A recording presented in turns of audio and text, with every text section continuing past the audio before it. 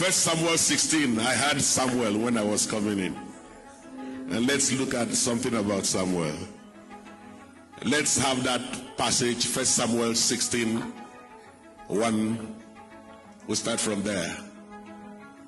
Now the Lord said to Samuel, how long will you mourn for Saul, seeing I have rejected him from reigning over Israel? Fill your horn with oil and go.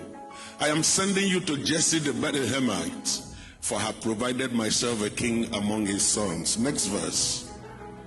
Samuel said, how can I go? If Saul hears it, he will kill me. But the Lord said, take a heifer with you and say, I have come to sacrifice to the Lord. A prophet can die in the course of his duty. A man of God can die if he lacks knowledge of the procedures guiding what he's doing. Ignorance is not an excuse. You don't anoint two kings in a city. You don't. And because Samuel was aware of it, he said to God, if I go there and Saul hears it, even you cannot save me. Pastors should stop reading only Bible, read newspaper. Read the constitution of the country.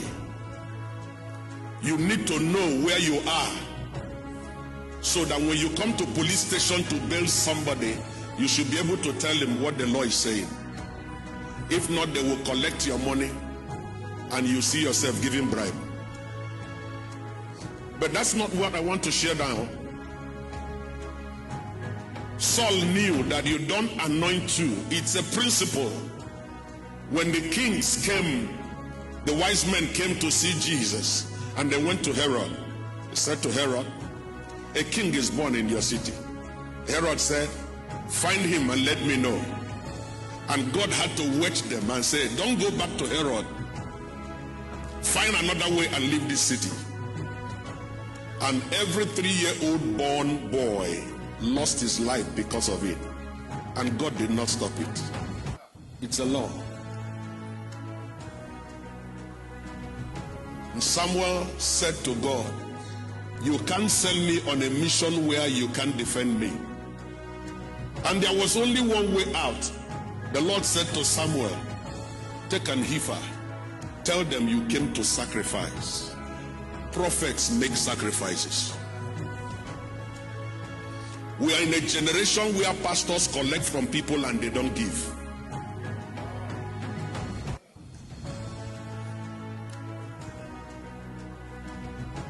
We are in a generation where you have spent time to make your congregation give, but you didn't give. Even pastors today don't give offering. Did you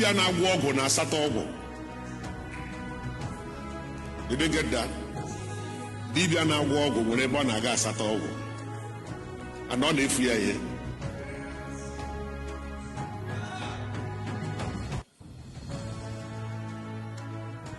If you don't give, a man who gives will come to your church and preach, and your people will give, you will get angry. They won't give when you call, because one, you have shown yourself unaccountable. Number two, you have shown yourself as the one who chops and doesn't bring.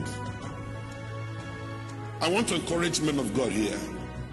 When can you go down and look at your book of sacrifice and find what you did for the kingdom, for your work? When others are doing it and they are moving, those who are not doing it are suffering from envy and jealousy. What's the biggest thing you have paid for the ministry where you are? Some people have sacrificed their cars to build their church building.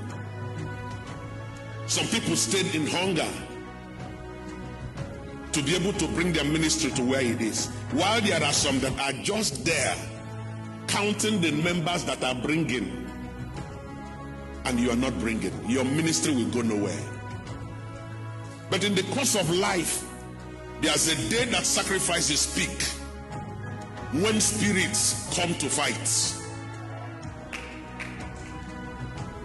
There are people you are ministering to When I stand on the altar to minister to people, I don't look at people, I look at spirits. Because everyone you want to deliver, you are delivering the person from a spirit. You cannot take from the house of a strong man until you bind the strong man. So if you have 1,000 people in your congregation, you can now multiply them by 6 or 7 and know the demons you're dealing with. And there are things money cannot buy. You settle them at the place of sacrifice. There are people that are being caged and they don't know what to offer.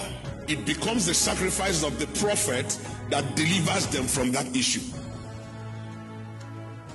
Otherwise, there are people you touch and you go back, you won't get out of your bed the next morning. With him more. Somebody wake up. It's not about convenience. Ministry is not comfort zone. It's going to cost you something. And God said, tell them you came to sacrifice. Take your own sacrifice. Then call Jesse to come and meet you there. And when they came there, look at this. When they came there, he called out David. The Bible says he anointed David in the midst of his brethren. So it was not a secret show. So why will you anoint David and not die? Because it is already clear. I give you the oil from a priest can only come on the head of 2 people. It's either you are a king or you're a priest. It's either you are a king or you are a priest. Now, if he's coming to anoint David, David is coming from the tribe of what? Judah. So, priests can only come from the tribe of Levi. So if you're not from the tribe of Levi, you're not a priest. So you're being anointed a king. So they understand that this person is being anointed a king. Nobody said anything because it was at the place of sacrifice. No man dies at the place of sacrifice. Thank you, sir.